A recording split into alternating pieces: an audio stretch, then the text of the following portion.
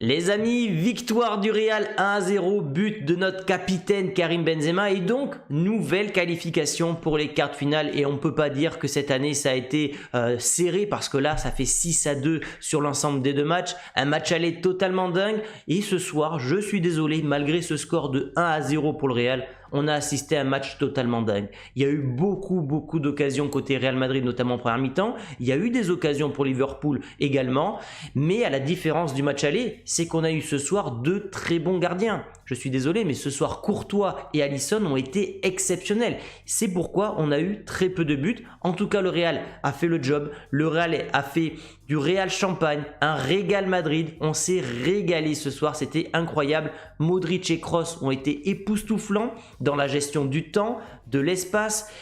Une motivation supplémentaire de jouer en Ligue des Champions. On sait qu'en Liga, ils sont pas très motivés par le fait de rencontrer des blocs bas. Là, tu rencontrais une équipe qui te laissait beaucoup d'espace. Et on sait, ce Real, dès lors qu'il a de l'espace, dès lors qu'il a du temps pour installer son jeu, c'est très compliqué d'aller les chercher. Et en plus de ça, on a vu des joueurs haut niveau, des Rudiger Militao derrière. Il va falloir en parler de cette charnière centrale. D'ailleurs, j'ai prévu un petit onglet dessus. On va parler de Vinicius, de Benzema qui tactiquement, vous allez le voir, et c'est peut-être lui qui a été la clé ce soir du succès du Real Madrid. Bref, on va voir tout ça, c'est parti. La compo des deux équipes, il y avait du grand classique côté Real Madrid, mais pour moi, il y a une information très importante qui sort dans la compo de Carlo Ancelotti, c'est que maintenant, aux yeux de l'Italien, Camavinga passe devant le Français. Tchouaméni, acheté 100 millions d'euros, n'arrive pas à retrouver son meilleur niveau et surtout, le profil de Camavinga, ce joueur qui arrive toujours à accélérer le jeu du Real Madrid, à se projeter vers l'avant, tandis que Tchouaméni va être plus cette sentinelle qui va assurer une certaine sécurité, une certaine posture au Real Madrid sans pour autant prendre de risques. Ancelotti préfère visiblement le profil de Camavinga, titulaire 17 fois sur les 18 derniers matchs du Real Madrid. On parle quand même d'un minot de 20 ans. La progression de ce joueur est juste monumentale. Mais d'ailleurs, en parlant de Camavinga, cette frappe qui va frapper de 20 mètres, enroulé du gauche. Alisson, quand je vous disais que les gardiens étaient au rendez-vous ce soir, Alisson va faire un arrêt exceptionnel.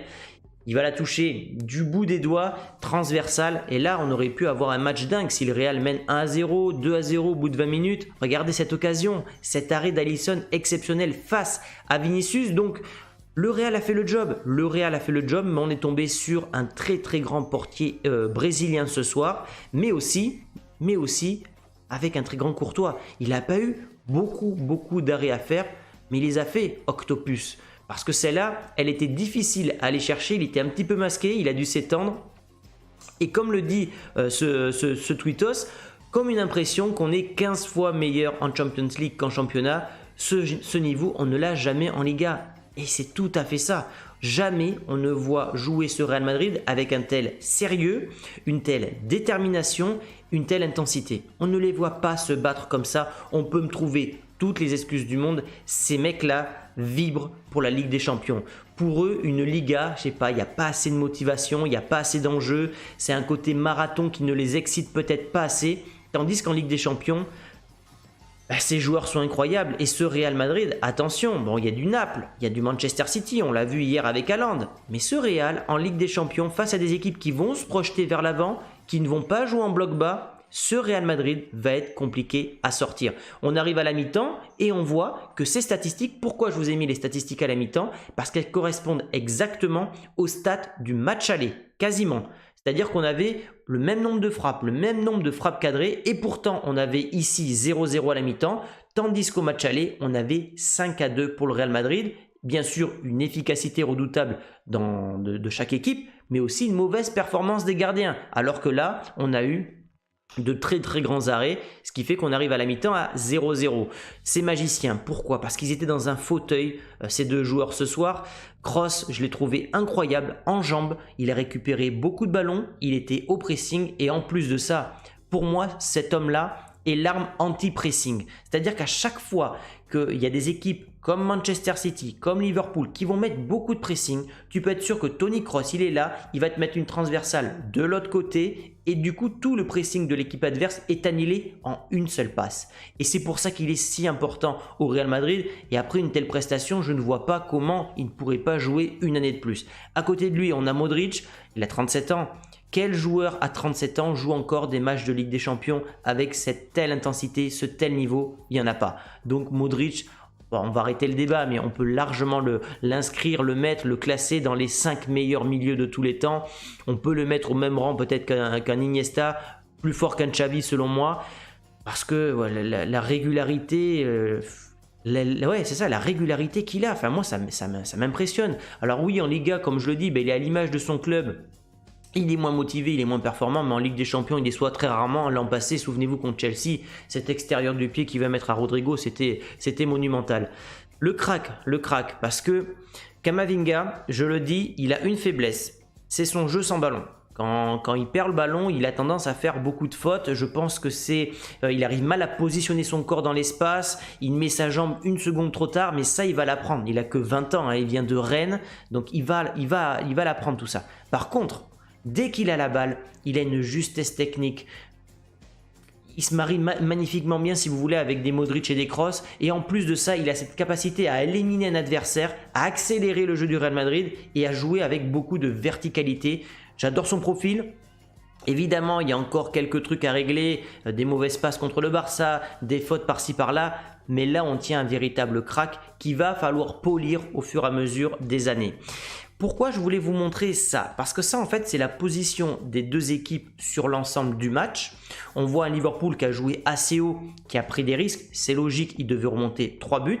Il y a évidemment quelque chose qui me marque, c'est la position du numéro 20 côté Real Madrid. C'est donc Vinicius, qui était le joueur le plus haut sur le terrain pour prendre la profondeur dans le dos d'Alexander Arnold. On le sait que Arnold a horreur du profil de Vinicius. Mais il y a autre chose qui me marque. C'est la position du numéro 9. Benzema ce soir a quasiment joué en tant que 4e milieu de terrain, voire 5e milieu de terrain si on compte le numéro 15 qui est Valverde. Donc ce Real a par moment joué en 4-5-1 avec Benzema qui venait vraiment faire le lien entre le milieu et l'attaque.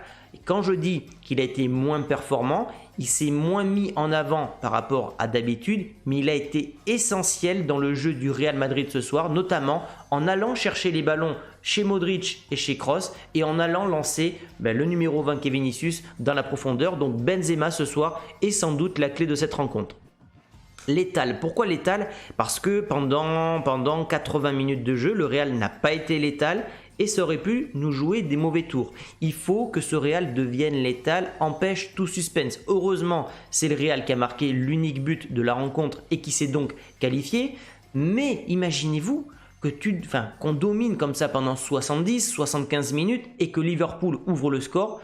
On peut avoir des regrets, le Real va commencer à reculer et on peut avoir un match totalement dingue. Donc, il va falloir apprendre à être plus tueur. Il y a eu d'énormes occasions ce soir. Celle de Vinicius que je vous ai montré en début de match, celle-là. Il y a eu évidemment un manque de réussite sur la transversale de Camavinga. Il y a eu une grosse occasion de Karim Benzema qui part seul mais qui pousse le ballon un peu trop loin. Donc ce Real doit apprendre à être létal un peu plus en Ligue des Champions.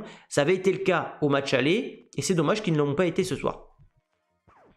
Les successeurs parce que ce soir, Militao, Rudiger, comme je l'ai dit en introduction, ils m'ont impressionné. J'ai eu l'impression de retrouver dans une certaine mesure l'agressivité qu'avaient ces deux défenseurs qui ont été vraiment la meilleure charnière pour moi que j'ai vue dans l'histoire du Real. Alors j'ai que 20 ans où je regarde le Real, donc j'ai pas vu les Sanchez et tout ça. Mais pour moi, ça a été la meilleure paire de centraux du Real. Et ce soir, ce que j'ai vu, c'est les mêmes profils, des joueurs rugueux qui peuvent faire peur à l'adversaire, des joueurs qui gagnent des duels au niveau des tacles, au niveau du jeu aérien, des joueurs imposants. Donc voilà, très content d'avoir enfin cette charnière qui prend forme petit à petit au fil des matchs. Et enfin donc la libération de Benzema à 10 minutes de la fin avec ce but sur un petit cafouillage. C'est d'abord Vinicius qui loupe sa reprise, mais bon voilà, ça lui fait du bien. Je crois qu'il s'est blessé Affaire à suivre, j'ai pas encore les infos au moment où je tourne la vidéo, mais il est sorti blessé en boitant, donc on va voir pour la suite, sachant que vous allez le voir, la suite c'est le Barça la suite, donc c'est important que Benzema soit prêt. On passe aux stats et là vous le voyez, hein, la possession pour le Real, les expected goals pour le Real 2,15, donc ils auraient pu marquer ce soir plus de 1 but, hein. Normalement le Real doit marquer 2 buts ce soir au vu des statistiques, 17 frappes, 8 cadrés, bon voilà, le Real a largement dominé son adversaire, la qualification est méritée et donc si on part depuis l'an passé, en phase à élimination directe, le Real a enchaîné le PSG, Chelsea, Manchester City et donc Liverpool, c'est-à-dire les meilleures écuries du monde. Maintenant, le tirage que j'aimerais pour le tour suivant, ça serait le Milan, parce que c'est une équipe historique. J'aimerais bien aller à San Siro parce que c'est un stade qui va peut-être disparaître. Et ouais, c'est une équipe que j'aime bien. Voilà, donc Real Milan, les deux clubs les plus titrés de l'histoire en Ligue des Champions, c'est un tirage qui m'excite assez. On passe au stade, donc ça c'est les momentum de la rencontre. C'est toujours la petite stat que je mets. On voit que c'est un match qui a été... Il y a eu des phases Real, des phases Liverpool, notamment en fin de première mi-temps pour les Reds. Et puis une deuxième mi-temps totalement dominée par le Real Madrid. Bon, ça c'est pas très important, c'est pour donner un petit peu la physionomie de la rencontre. Et les notes... Alors les notes, Camavinga était très bien noté, bon moi je l'ai mis dans mes tops de toute façon, Modric également, Kroos aussi, bon mais vous allez le voir, hein, on va passer à mes tops et mes flops derrière. Courtois était très bien noté parce qu'il a eu très peu d'arrêts à faire mais il a été présent, et dans mes tops en fait il y a Modric, il y a Toni Kroos, il y a Vinicius. Voilà, j'aurais pu mettre Benzema, mais il faut en choisir que 3 et c'est pour moi les 3 joueurs qui sont sortis du lot. J'aurais pu rajouter peut-être Militao, j'aurais pu rajouter qui Valverde a été très bon ce soir. J'ai pas mis de flop. Pour moi ce soir, j'ai trouvé aucun joueur flop. Nacho a été discret, mais il a vraiment annihilé Salah. Carvajal a été très bon, je trouve ce soir. Il a obtenu beaucoup de fautes. Il a été malin dans la gestion du temps, dans la gestion du timing aussi. Donc voilà, pour moi, il n'y a pas vraiment de flop ce soir, mais si je dois retenir 3 joueurs, je sortirai ces 3 là. Je peux même rajouter Camavinga qui a été exceptionnel. La suite les amis, c'est ce classico contre le Barça qui va être très important. Est-ce que ce Real va perdre la Liga, oui ou non? On aura une réponse définitive ce week-end. En cas de défaite, en cas de match nul, je pense que la Liga est totalement pliée. Si le Real veut espérer faire une remontada et pourquoi pas mettre le doute dans la tête du Barça, ça passera par une victoire impérative au Camp Nou.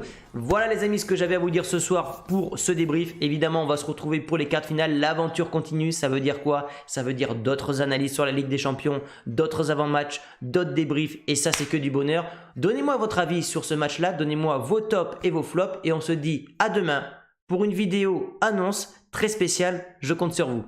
Ciao.